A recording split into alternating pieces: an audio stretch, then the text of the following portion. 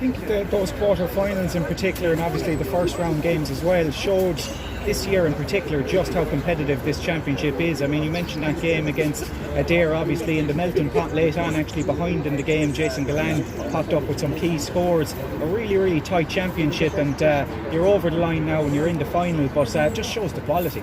Yeah, I think, look, that's to be shown in what Limerick have produced over the last, since 2018, I suppose. Like, you don't become All-Ireland champions for nothing. That shows the club teams are going well as well. And look, we know, I think everyone says maybe it's a 4-team championship, but I think we were we knew well at the start of the season there was a Dare in the mix there, Ballybrown Cup to Casino A. We've had a few battles with them over the years, so there's definitely more than 4 teams. I think the gap is definitely getting closer. We've seen the South Liberties this year came in and caused the right stir in the quarter final as well, so there's definitely a lot more teams. The gap is getting closer, and look, that's why I suppose for neutrals it's good to see, because that's what all Limerick people want, is the clubs going well. Probably for us playing, it is good as well, because you get them competitive matches, and that's what you want to be doing. You want to be playing the best as much as you can in club hurling. I think, look, we're lucky enough in Limerick at the moment that we are seeing a really good era of Limerick club hurling, and it's showing then Limerick in the county stage with the boys produced on the bigger stage then as well. Like, but yeah, it's great at the moment. What's the buzz like around the parish at the moment? I like at the moment I'm living outside the parish at the moment, but so I haven't really bought into it. You know, I'm going to training. All I'm focused on is, and we're focused on, is next Sunday we'll let the old village focus on the buzz and put up what they need to do over the next few weeks. Look, it is great. Patrickswell love county finals, as is every club, you know, and the buzz does become that bit more before county final. But look, we're concentrating on Kilmallock. We're not looking past Kilmallock. We know how good they are. They have a few county medals and a few Munster medals under their belt as well, so it's going to be a big challenge, and that's what we're focused on now the most at the moment. Just final one for me, I suppose one thing you'd probably describe Kilmallock as is probably resilient this year in the way that they've come back from being behind. Obviously had that extra time classic as well against South Liberties, a side that maybe like yourselves don't know when they're beat.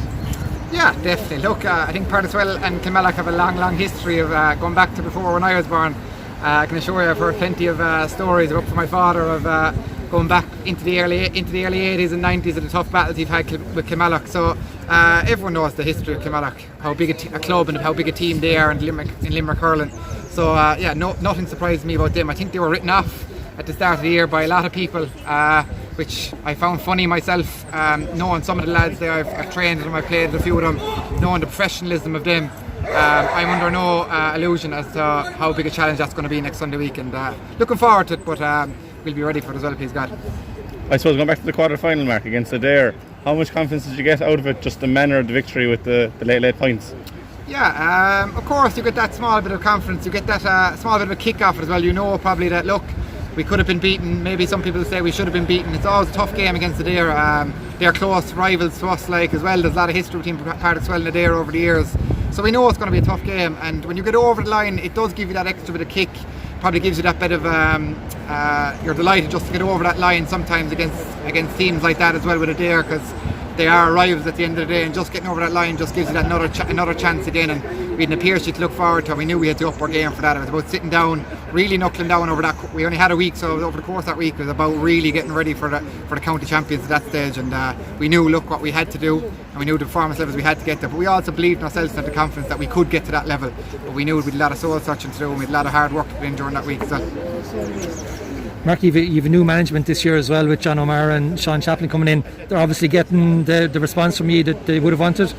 Yeah, I think like they've brought a fresh voice as well, and they're from outside the village, with 6 Mile Bridge obviously, you know, so that probably brings that extra bit of everyone is kind of has a new lease of life again with the new management, because they didn't know anyone at the start of the year, obviously, besides the boys that are hurling inside with Limerick.